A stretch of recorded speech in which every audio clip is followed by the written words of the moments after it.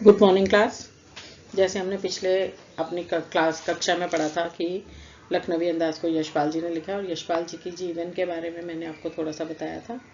आज हम इस पाठ को पढ़ने जा रहे हैं। इस पाठ को पढ़ने से पूर्व मैं थोड़ा सा आपको इस पाठ के बारे में बता देती हूँ कि इसमें लेखक ने भीड़ से बचने के लिए सेकंड क्लास का टिकट बुक कराया ताकि वो गाड़ी में बैठकर सोचकर कुछ बाहर का दृश्य देखते हुए कहानी लिख सके। पर लेकिन उसको बैठने डिब्बा जो है वो खाली नहीं मिला। उसके गाड़ी में चढ़ने जब वो चढ़ा तो उसने देखा एक बर्थ पर नवाबी ठाठ वाले एक नवाब साहब बैठे हैं और उनके साथ ना वो बातचीत करने की इच्छा रखते हैं ना कुछ। और लेखक ने उनकी सारी गतिविधियों का वर्णन इस पाठ में किया है। तो बहुत ही यशपाल जी के द्वारा लिखा हुआ बहुत ही अच्छा एक व्यंग्यपूर्ण नाटक है जो आप आगे पढ़ने जा रहे हैं। ट्रेन के डिब्बे में बैठे होते हैं और लेखक उसमें घुस जाता है। अब इसके आगे नवाब साहब ने फिर एक पल खिड़की से बाहर देखकर गौर किया और दृढ़ निश्चय से खीरों के नीचे रखा तौलिया झाड़कर सामने बिछा दिया। सीट के नीचे से लोटा उठाकर दोनों खीरों को खिड़की से बाहर धोया और तौलिए से पोंछ लिया।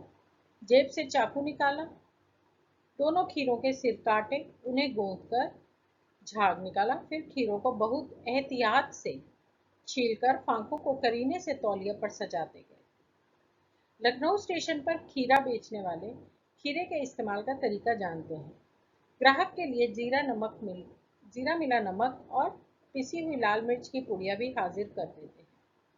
नवाब साहब ने खीरे बड़े ही प्रयत्न से उनकी फांकों के ऊपर जीरा मिला नमक और लाल मिर्च की सुर्खी बुरक दी।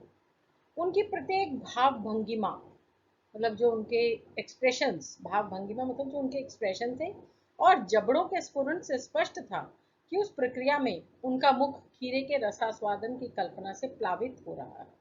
मतलब जो उनकी भाव भंगी जो एक्सप्रेशंस थे वो ऐसा लग रहा था कि जैसा जैसा वो खीरे के ऊपर नमक मिर्च लगा रहे हैं तो उसका वो स्वाद भी लेते जा रहे हैं। हम कनखियों से देखकर सोच रहे थे मियाँ रईस बनते हैं, लेकिन लोगों की नज़रों से बच सकने के ख्याल में अपनी असलियत पर उतर आए हैं। नवाब साहब ने फिर एक बार हमारी ओर देखा, बोले, अरे वल्लाह शौक कीजिए, लखनऊ का बालम खीरा है। नमक मिर्च छिड़क दिए जाने से ताज़े खीरों की पनियाती फांके देखकर लेखक के मुंह में भी पानी जरूर आ रहा था, लेकिन एक बार तो वो पहले इनकार कर चुके थे तो आत्मसम्मान तो निभाना था। उसको उचित समझा, उत्तर दिया, शुक्रिया, इस वक्त तलब महसूस नहीं हो रही है। मैद अभी जरा कमजोर है, किबला शौक हुआ।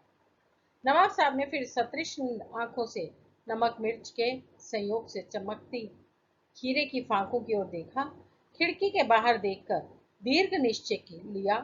खीरे की एक फांक उठाकर होठों तक ले आए, फांक को सूंघा, स्वाद के आनंद में पलकें मूंद ली।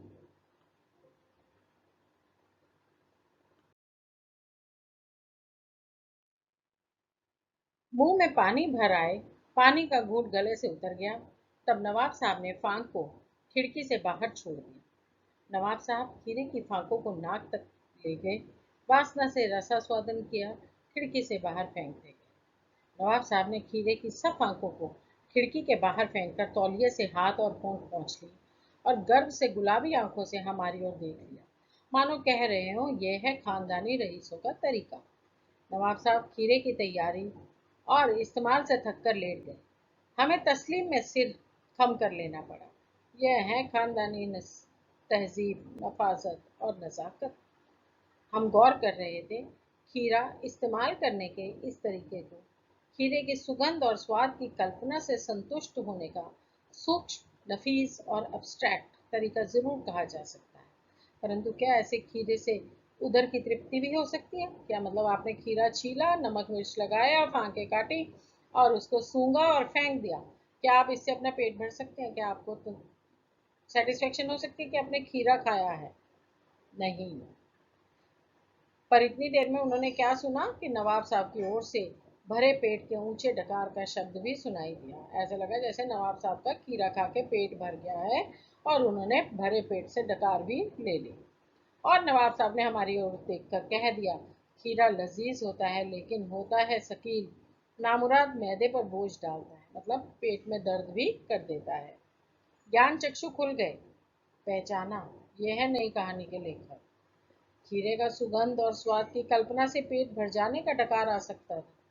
मतलब लेखक कहता है कि अगर खीरे को हमने छीला, काटा, नमक मिर्च लगाया और उसके छीलने से ही मात्र उसकी सुगंध से ही पेट भरकर डकार आ सकता है, तो क्या कोई लेखक जो है वो बिना विचार के, बिना घटना के, बिना पात्रों के क्या कोई नई कहानी लिख सकता है?